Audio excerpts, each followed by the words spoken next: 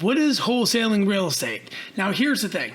If you're trying to figure out what wholesaling real estate is, you're probably a lot like me. You probably heard of somebody doing this thing and you're like, they made a bunch of money. They made 10 grand, 20 grand, whatever the number is. And you're probably thinking, I want to do that. Is it easy to do? Is it legal to do? You can do it with no money. What is this all about? Sounds like a scam, and I totally get it. Thought the same thing. Now, wholesaling real estate is really not that complicated, and what I'm going to do in this video is I'm going to teach you exactly what it is and how you can do it and how you can do it with no money and why it's not really a scam.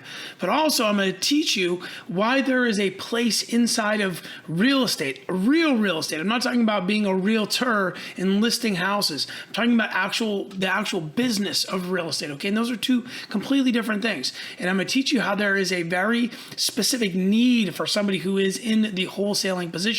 Basically just a deal finder. Okay, so I'm going to explain that to you, and I'm going to explain to you why people want to sell their house for below market value, off market, to guys like you and me.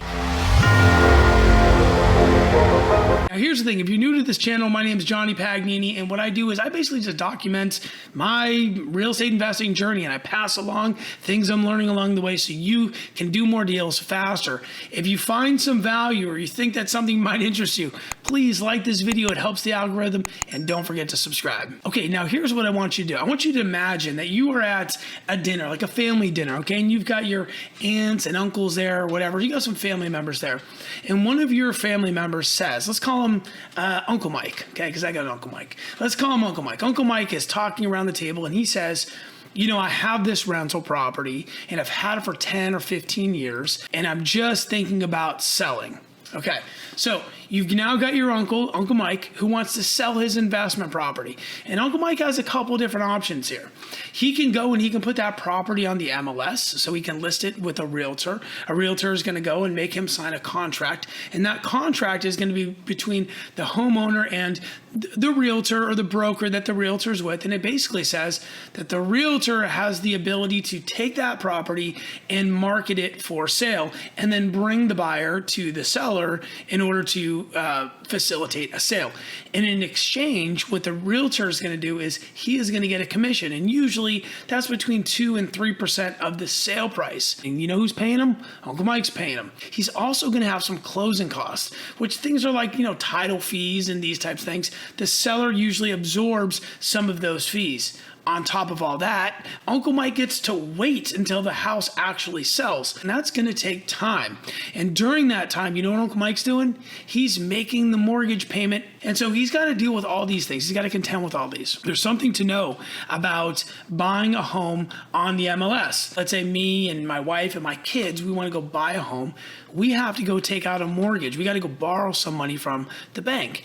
And what the bank is going to do is they're going to say, before we lend you any money, before we lend you money to buy Uncle Mike's house, we need to go in and make sure that the property is not like falling to pieces.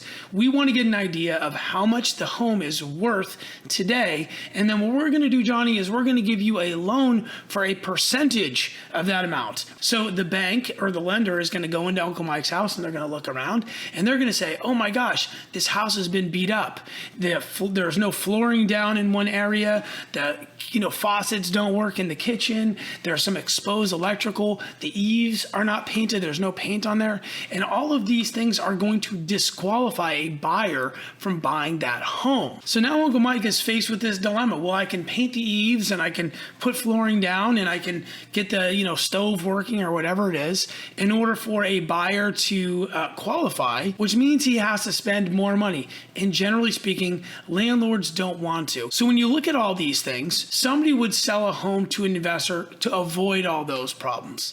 Now let's go back to Uncle Mike at the dinner table. And you're sitting there and you're listening, and you're like, I know a guy, Johnny, who buys properties. So in that moment, you think to yourself, well, what happens if I go to Uncle Mike and I say, hey, Uncle Mike, I'm going to introduce you to Johnny, and Johnny is going to buy your house.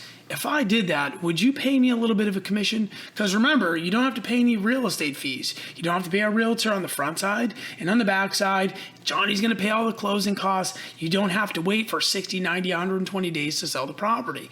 And so you're sitting right in the center of an amazing opportunity. Somebody who wants to sell a house and you know somebody who wants to buy it. So this is exactly what a wholesaler does. We look for Uncle Mike's and we go to them and we say, hey, Uncle Mike, how much do you want for the house? If I could write you a check today, what would you take for it? It says to you, I will take $100,000 for this property. Fantastic. You drop a little agreement, says, hey, Uncle Mike, I'm going to pay you, me or somebody else will pay you $100,000 for that property. Okay. And these are the terms. We're going to close in 14 days or 21 days, and we're going to pay cash, and you can leave all the crap, no cleanup necessary. Okay. So you write all that stuff in an agreement and you say, Uncle Mike gets $100,000 on this day. Okay. And you have that piece of paper, and then you walk over to me and you say, Johnny, do you see this house over here? This is Uncle Mike's house. I want to sell it to you for $105,000. And I go in there and I look at it and I say, okay, you know, the flooring's not too bad. How much is it going to cost? I do my math. I want to figure out how much it's going to cost in order to, you know, fix this thing. Okay, if I pay $105,000 for it, $105,000, and I make 30 grand, it's a deal. I come back to you and I say, that sounds like a great deal. And you say to me, I'm going to take the agreement that I have with me and Uncle Mike, and I'm going to cross my name out, and I'm going to write your name on it. And then when we close, at the time escrow closes, you, Johnny, are going to pay me the difference between the $105,000 and the $100,000. That's all wholesaling is. It's literally finding a house that somebody wants to sell and then finding a buyer who wants to pay a little bit more that you were able to negotiate that price for. That's it. Now, why is this even a thing?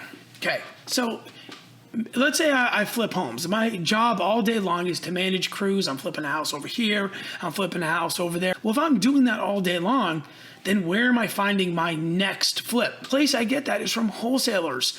And you might not know this. There is like an entire network. It's like a underground marketplace for these type of deals where we go find people like Uncle Mike and then we just put them out to investors like that. Now, here's the thing. If you want to get started in this business, you're going to need to know how to like run numbers. What you can do is you can click the second link down below and I'm going to send you a free training. Don't forget to like and subscribe. I hope this provided some value. Thanks for tuning in. God bless.